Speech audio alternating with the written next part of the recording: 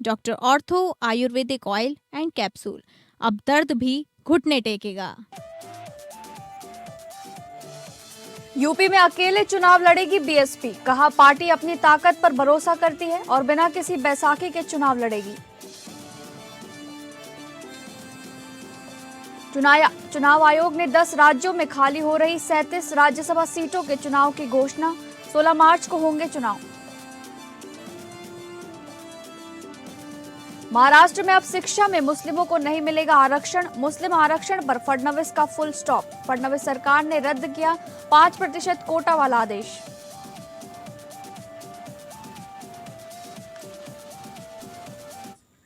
नमस्कार, आप सभी का स्वागत है टॉप अपडेट में। मैं हूं आपके साथ शालिनी राणा। शुरुआत करेंगे टॉप अपडेट की। महाराष्ट्र सरकार ने मुस्लिम समुदाय को शिक्षा में दिया गया 5% आरक्षण औपचारिक रूप से पूरी तरह समाप्त कर दिया है, जिसके बाद अब मुस्लिम विद्यार्थियों को कॉलेजों में इस कोटे का लाभ नहीं मिलेगा। महाराष्ट्र सरकार ने स्पष्ट किया है कि न तो नए प्रवेश आरक्षण के तहत होंगे और न ही संबंधित प्रमाण पत्र जारी किए जाएंगे। वर्ष 2014 में अध्यादेश के रूप में लागू यह आरक्षण कानून का रूप न ले पाने और न्यायालयी रोक के कारण लंबे समय से कानूनी अनिश्चितता में था, जिसे अब समाप्त कर दिया गया है। सरकार ने इस संबंध में जारी सभी पुराने आदेश और परिपत्र भी निरस्त घोषित कर दिए हैं। इसी बीच अल्पसंख्यक विभाग के उप सचिव मिलिंद शेनाय का तबादला कर मामले में जांच के आदेश दिए गए हैं। फैसले पर एआईएमआईएम ने कड़ी प्रतिक्रिया देते हुए इसे मुसलमानों के शैक्षणिक अधिकारों पर चोट बताया है। पार्टी ने कहा कि कठिनाइयों के बावजूद मुस्लिम समाज को शिक्षा नहीं छोड़नी चाहिए और आगे बढ़ते रहना चाहिए। हेमंत बिस्वा शर्मा ने कई मुद्दों पर तीखा बयान देते हुए राहुल गांधी पर सीधा हमला बोला और कहा कि दुनिया में कोई राहुलवादी नहीं हो सकता, उनकी मानसिक स्थिति ठीक नहीं है और उन्हें इलाज करवाना चाहिए। टीपू सुल्तान विवाद पर उन्होंने बोला कि टीपू सुल्तान और छत्रपति शिवाजी महाराज की तुलना नहीं हो सकती। एक हिंदुओं के रक्षक थे तो दूसरा अत्याचारी। असम की जनसंख्या की पर चिंता जताते हुए उन्होंने कहा कि असम में मुस्लिम आबादी 40% तक पहुंच चुकी है, जिसमें बड़ी संख्या बांग्लादेश से आए लोगों की बताई।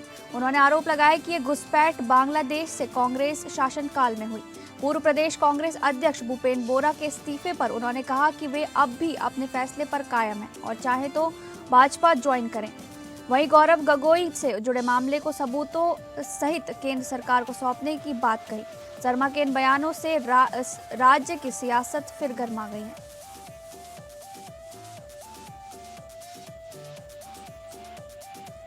भारत निर्वाचन आयोग ने 10 राज्यों में खाली हो रही 37 राज्यसभा सीटों के लिए चुनाव कार्यक्रम घोषित कर दिया है। आयोग के मुताबिक इन सीटों पर मतदान 16 मार्च को कराया जाएगा। जिन राज्यों में चुनाव होंगे उनमें महाराष्ट्र, ओडिशा, तेलंगाना, तमिलनाडु, छत्तीसगढ़, पश्चिम बंगाल, असम, हरियाणा, हिमाचल प्रदेश और बिहार शामिल हैं। संबंधित सीटों का कार्यकाल अप्रैल महीने में अलग अलग तारीखों पर समाप्त हो रहा है। राज्यसभा का कार्यकाल 6 वर्ष का होता है। हर 2 वर्ष में 1/3 सीटों पर चुनाव कराए जाने की संवैधानिक व्यवस्था है। इसी कारण राज्यसभा को स्थायी सदन का कहा जाता है, क्योंकि लोकसभा की तरह ये कभी भंग नहीं होती।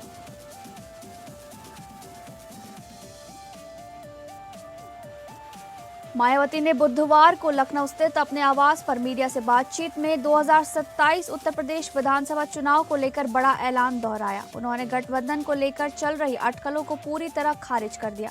मायावती ने ऐसी खबरों को फेक न्यूज और बीएसपी विरोधी साजिश करार दिया। उन्होंने स्पष्ट कहा कि बहुजन समाज पार्टी किसी भी दल के साथ गठबंधन नहीं करेगी। पार्टी अकेले दम पर चुनाव मैदान में उतरेगी। मायावती ने दावा किया कि बीएसपी पूर्ण बहुमत के साथ सरकार बनाएगी। साथ ही उन्होंने कार्यकर्ताओं से बूथ स्तर पर मजबूती से जुटने का आह्वान भी किया।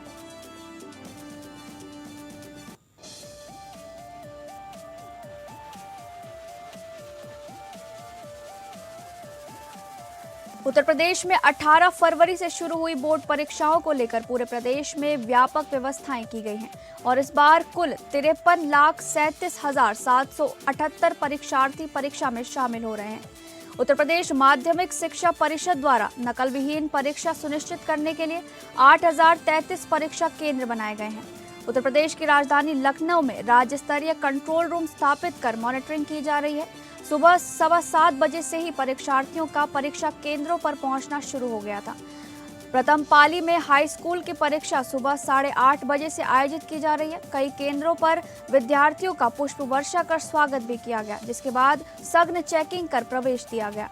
प्रवेश पत्र व आधार कार्ड अनिवार्य किया गया है, जबकि इलेक्ट्रॉनिक गैजेट व स्मार्ट वॉच पूरी तरह प्रतिबंधित हैं।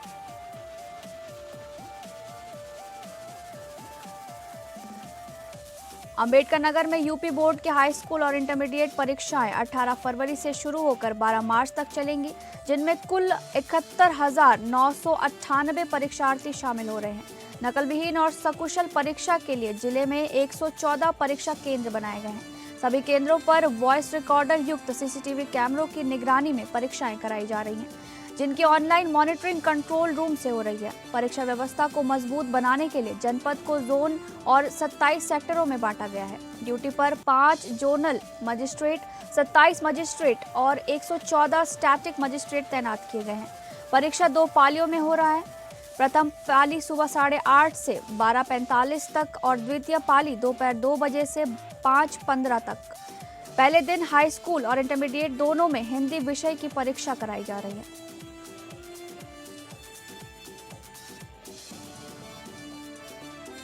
उत्तर प्रदेश में संगठन विस्तार को लेकर सक्रिय ऑल इंडिया मजलिस ए इत्तेहादुल मुस्लिमीन ने बहराइच से 2 प्रमुख चेहरों को बड़ी जिम्मेदारी सौंपी है। पार्टी नेतृत्व ने डॉक्टर शहीर और डॉक्टर अनवारुल खान को प्रदेश सचिव नियुक्त किया है। साथ ही डॉक्टर अनवारुल खान ने औपचारिक रूप से AIMIM की सदस्यता भी ग्रहण की। नियुक्ति के बाद जिले में पार्टी कार्यकर्ताओं के बीच खुशी का माहौल देखने को मिला। कार्यकर्ताओं ने मिठाई बांटकर और एक दूसरे को बधाई देकर उत्साह जताया। पार्टी पदाधिकारियों का कहना है कि दोनों नेता सामाजिक क्षेत्र में सक्रिय रहे हैं, जिससे संगठन को मजबूती मिलेगी। माना जा रहा है कि उनकी नियुक्ति से प्रदेश में सदस्यता अभियान को भी नई रफ्तार मिलेगी।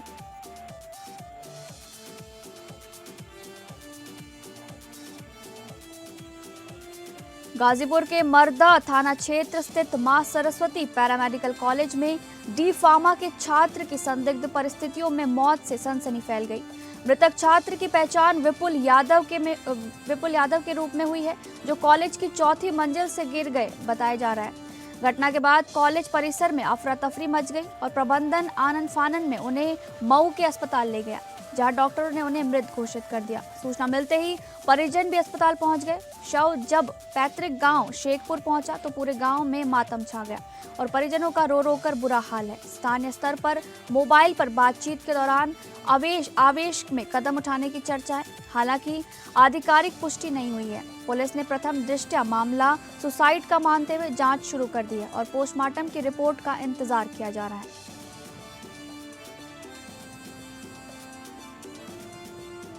ग्रेटर नोएडा वेस्ट में युवक युवतियों के साथ मारपीट का सनसनीखेज वीडियो सामने आया है। बताया जा रहा है कि दबंगों ने कार रुकवाकर उसमें सवार युवक और युवतियों को जबरन बाहर निकाला। इसके बाद बेसबॉल डंडों से जमकर उनकी पिटाई की और गाड़ी में भी तोड़फोड़ की गई। घटना 14 तारीख की रात आम्रपाली लेजर वैली सोसाइटी में हुई बताई जा रही है। मारपीट में एक युवक गंभीर रूप से घायल हो गया, जिसे अस्पताल में भर्ती कराया गया है, जबकि 2 युवतियां भी घायल हुई हैं। पीड़ितों की शिकायत पर विसरख थाना पुलिस ने मामला दर्ज कर लिया है। कार्रवाई करते हुए 2 आरोपियों को गिरफ्तार किया गया है, जबकि अन्य की तलाश जारी है।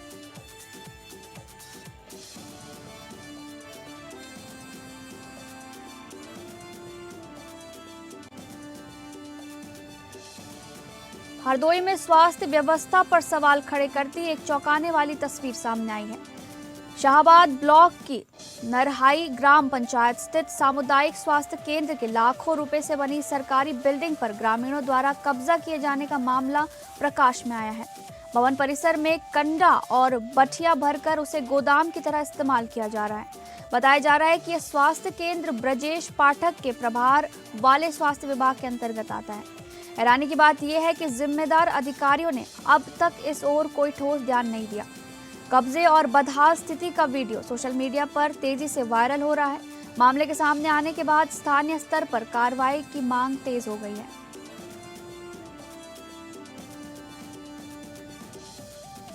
कानपुर बार एसोसिएशन की 21 सदस्यीय कार्यकारिणी के लिए मतदान आज डीएवी डिग्री कॉलेज में शुरू हो गया है। इस चुनाव में 94 प्रत्याशियों के भाग्य का फैसला 7,198 मतदाता करेंगे। नामांकन के दौरान 96 प्रत्याशियों ने पर्चा भरा था, लेकिन जांच में 2 नामांकन खारिज होने के बाद कुल 94 उम्मीदवार मैदान में रह गए। अध्यक्ष पद के लिए 7, महामंत्री के लिए 9, वरिष्ठ उपाध्यक्ष के लिए 8 और कनिष्ठ उपाध्यक्ष के लिए 5 प्रत्याशी चुनाव लड़ रहे हैं। मंत्री, कोषाध्यक्ष, संयुक्त मंत्री, प्रकाशन और पुस्तकालय सहित विभिन्न पदों पर भी कड़ा मुकाबला देखने को मिल रहा है। मतदान को शांतिपूर्ण ढंग से संपन्न कराने के लिए प्रशासन ने कड़े सुरक्षा इंतजाम किए हैं। महेश कुमार के अनुसार ड्रोन व सीसीटीवी से निगरानी के साथ चेकिंग के बाद ही मतदाताओं का प्रवेश दिया जा रहा है। कुशीनगर में प्राइवेट अस्पतालों में गलत इलाज का खेल थमने का नाम नहीं ले रहा है, जहां एक और नवजात की जान चली गई। आरोप है कि डॉक्टरों द्वारा गलत ऑपरेशन किए जाने से बच्चा मृत पैदा हुआ, जबकि प्रसूता की हालत भी नाजुक बनी हुई है। परिजनों के मुताबिक आशा कार्यकर्ता ने पहले सरकारी अस्पताल में भर्ती कराया, लेकिन बाद में निजी अस्पताल भिजवा दिया गया। घटना कप्तागंज क्षेत्र स्थित तिरुपति हॉस्पिटल से जुड़ी बताई जा रही है, जहां गलत इलाज के आरोप लगे हैं। पीड़ित मुंजेश कन्नौजिया ने एसडीएम, सीएमओ और थाने में तहरीर देकर कार्रवाई की मांग की है। इलाज के नाम पर 25,000 रुपए लेने के बावजूद नवजात को बचाया नहीं जा सका। स्वास्थ्य विभाग की शिथिलता को लेकर लोगों में भारी रोष व्याप्त है।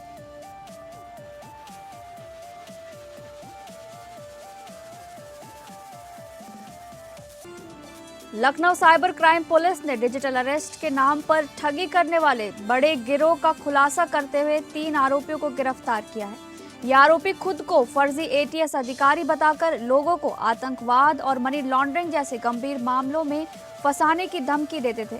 भय और मानसिक दबाव बनाकर भोले भाले लोगों से लाखों रुपए ऐंठे जाते थे। लखनऊ के एक पीड़ित की पत्नी से गिरोह ने 90 लाख रुपए की ठगी की वारदात को अंजाम दिया। आरोपियों ने अलग अलग बैंक खातों में रकम ट्रांसफर कराई थी। पुलिस के मुताबिक गिरोह का नेटवर्क कई राज्यों में फैला हुआ है और अन्य सदस्यों की तलाश की जा रही है।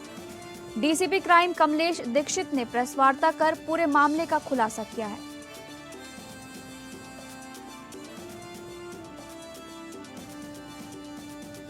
लखनऊ में आयुर्वेदिक फार्मासिस्ट भर्ती मामले को लेकर अभ्यर्थियों का आक्रोश तेज हो गया है, जहां बड़ी संख्या में अभ्यर्थी मंत्री डॉक्टर दयाशंकर मिश्र दयालु के आवास पहुंचकर घेराव और नारेबाजी करते हुए नजर आए। अभ्यर्थियों का कहना है कि वर्ष 2024 की भर्ती कोर्ट केस के चलते लंबे समय से अटकी हुई है, जिससे उनका भविष्य उधर में लटका हुआ है। अब तक इस मामले में 51 तारीखें लग चुकी हैं, लेकिन सुनवाई पूरी नहीं हो सकी, जिससे नाराजगी लगातार बढ़ रही है। प्रदर्शनकारियों ने आरोप लगाया है कि सरकारी पक्ष की प्रभावी पैरवी न होने से मामला लंबित होता जा रहा है। प्रदेश में करीब 60% पद खाली पड़े हैं, जबकि 1002 भर्तियां निकाली गई थी। कुल स्वीकृत पद लगभग 2100 बताए जा रहे हैं, जिनमें से करीब 1200 अब भी रिक्त हैं। अभ्यर्थियों ने मांग की है कि कोर्ट बैच वाइज निर्णय दे या सरकार उत्तर प्रदेश अधीनस्थ सेवा चयन आयोग के माध्यम से लिखित परीक्षा कराकर भर्ती प्रक्रिया जल्द पूरी कराई जाए। रायबरेली में तेज रफ्तार का कहर देखने को मिला, जहां एक भीषण सड़क हादसे में 2 लोगों की दर्दनाक मौत हो गई, जबकि 3 अन्य गंभीर रूप से घायल बताया जा रहा है कि कार सवार युवक रायबरेली रेलवे स्टेशन से अपने दोस्तों को लेकर वापस सांगीपुर जा रहे थे। इसी दौरान डी थाना क्षेत्र के गोपालपुर बिजली पावर हाउस के पास उनकी कार अनियंत्रित होकर सड़क किनारे पेड़ से जा टकराई। टक्कर इतनी जबरदस्त थी कि कार के परखच्चे उड़ गए और मौके पर ही 2 युवकों की मौत हो गई। हादसे की सूचना मिलते ही पुलिस मौके पर पहुंची और घायलों को अस्पताल भिजवाया गया। प्राथमिक उपचार के बाद गंभीर घायलों को आगे हायर सेंटर रेफर किया गया है। पुलिस पूरे मामले की जांच कर रही है, दुर्घटना के कारणों का पता लगाने में जुटी हुई है। श्रावस्ती के गिलौला सामुदायिक स्वास्थ्य केंद्र में स्वास्थ्य सेवाओं को लेकर गंभीर लापरवाही के आरोप सामने आए हैं। गर्भवती महिलाओं से बीएसटी व विभिन्न जांचों के नाम पर अवैध वसूली किए जाने की शिकायतें मिल रही हैं। तीमारदारों का आरोप है कि कागजी प्रक्रिया पूरी होने के नाम पर भी पैसे लिए जा रहे हैं। इतना ही नहीं, सरकारी दवाओं के बजाय बाहर की दवाएं लिखे जाने पर भी सवाल खड़े हो रहे हैं। अस्पताल गेट के बाहर मेडिकल स्टोर्स की बढ़ती संख्या को लेकर भी मिलीभगत की चर्चाएं तेज हैं। भारतीय जनता पार्टी युवा मोर्चा जिला अध्यक्ष हरिओम त्रिपाठी ने पूर्व शिकायतों का हवाला देते हुए शासन से सख्त कार्रवाई की मांग की है। वहीं ग्रामीणों में भारी रोष है और पूरे मामले की निष्पक्ष जांच की मांग उठ रही है। देहरादून के थाना वसंत विहार पुलिस ने गुमशुदा युवक दिगंबर धीमान हत्याकांड का सनसनीखेज खुलासा करते हुए एक आरोपी को गिरफ्तार किया है। 11 फरवरी 2026 को शास्त्री नगर निवासी संतराम धीमान ने अपने 28 वर्षीय पुत्र की गुमशुदगी दर्ज कराई थी, जो 9 फरवरी को कोर्ट पेशी के बाद घर नहीं लौटा था। जांच में सामने आया कि दिगंबर के कुछ साथी भी उसी रात से लापता थे, जिससे शक गहराया। मोबाइल, सीडीआर और सीसीटीवी फुटेज के आधार पर पुलिस ने संदिग्ध टैक्सी चालक को हिरासत में लेकर पूछताछ की। पूछताछ में खुलासा हुआ कि साथियों ने शव को कंबल में लपेटकर टैक्सी से चिड़ियापुर जंगल ले जाकर रेत में दबा दिया था। शराब के नशे में विवाद के दौरान बेसबॉल बैट से सिर पर वार से मौत होने की बात सामने आई है। पुलिस ने शव बरामद कर टैक्सी कब्जे में ले ली है, जबकि अन्य आरोपियों की तलाश में टीमें दबिश दे रही हैं। उत्तराखंड के मसूरी का झड़ी पानी कुल्लू खेत मार्ग पिछले 1 दशक से बदहाल स्थिति में पड़ा है, जिसे लेकर क्षेत्रवासियों में लगातार नाराजगी बनी हुई है। स्थानीय लोगों की मांग के बावजूद अब तक इस महत्वपूर्ण मार्ग की पूर्ण मरम्मत नहीं कराई गई है। हाल ही में नगर पालिका द्वारा करीब 300 मीटर का पैच वर्क कराया गया, लेकिन इससे समस्या का स्थायी समाधान नहीं हो सका। सुरक्षा की दृष्टि से संवेदनशील इस मार्ग से स्कूली छात्र छात्राएं, प्रशिक्षणार्थी और स्थानीय लोग रोजाना आवाजाही करते हैं। आपदा के समय भी ये मार्ग आवागमन का प्रमुख विकल्प बनता है। स्थानीय लोगों का आरोप है कि नालों खालों पर करोड़ों खर्च हो रहे हैं, जबकि सड़कों की हालत जर्जर है, जिसका असर पर्यटन पर भी पड़ सकता है। सामाजिक कार्यकर्ता प्रदीप भंडारी ने बरसात से पहले पूरे मार्ग की मरम्मत कराने की मांग उठाई है। बॉलीवुड अभिनेता और डायरेक्टर सलमान खान के पिता दिग्गज लेखक सलीम खान की सेहत को लेकर फैंस की चिंता बढ़ गई है। उन्हें मुंबई के लीलावती अस्पताल में भर्ती कराया गया है। शाम को जारी हेल्थ बुलेटिन में डॉक्टरों ने उनकी हालत स्थिर बताई थी, लेकिन देर रात ऐसी खबर सामने आई कि उन्हें वेंटिलेटर यानी लाइफ सपोर्ट सिस्टम पर रखा गया है। हालांकि इस संबंध में परिवार या अस्पताल प्रशासन की ओर से कोई आधिकारिक पुष्टि नहीं की गई है। देर रात सलमान खान को अस्पताल पहुंचते और कुछ देर बाद बाहर निकलते देखा गया। फिलहाल सलीम खान की सेहत को लेकर फैंस और फिल्म जगत में दुआओं का दौर जारी है। फिल्म निर्माता निर्देशक अनुराग कश्यप इन दिनों अपनी अपकमिंग फिल्म कनेजी को लेकर सुर्खियों में है। इस बीच उन्होंने अपनी पिछली फिल्म निशांची की जमकर तारीफ की है। अनुराग ने दावा किया कि फिल्म के special effects Hollywood film Sinners की से भी बेहतर हैं। उन्होंने बताया कि निशांची 2 भागों में बनी क्राइम ड्रामा है, जिसमें कानपुर के जुड़वा भाइयों की कहानी दिखाई गई है। फिल्म में डबल रोल के विजुअल इफेक्ट्स पर खास मेहनत की गई। अनुराग ने वीएफएक्स के लिए रेड चिलीज एंटरटेनमेंट और टीम के काम की सराहना की। उनका कहना है कि अलग अलग समय पर शूट कर किरदारों को वास्तविक बनाने की कोशिश की गई, जिस पर उन्हें गर्व है।